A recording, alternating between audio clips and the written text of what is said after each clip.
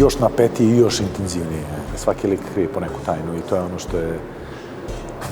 što je zanimljivo, uzbudljivo za gledanje, što vi od početka vidite da je to, pogotovo u prvoj epizodi, vidite da ste ušli u jedan svet koji je samo na prvo gledanje idiličan, a da je sve ostalo onako nekako maskirano i duboko potisnuto. Željko Garčević, gazda, lokalni moćnik,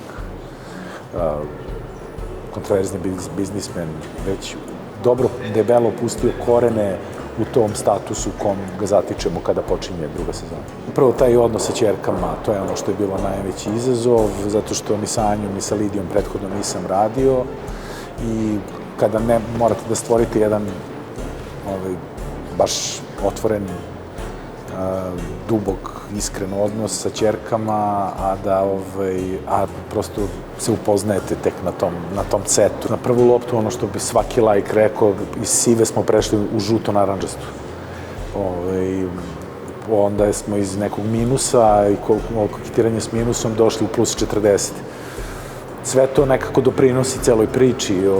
Ja se uvek, kada setim Močvare 2, setit ću se Kamijevog stranca i onog sunca koji utiče i pomera svest.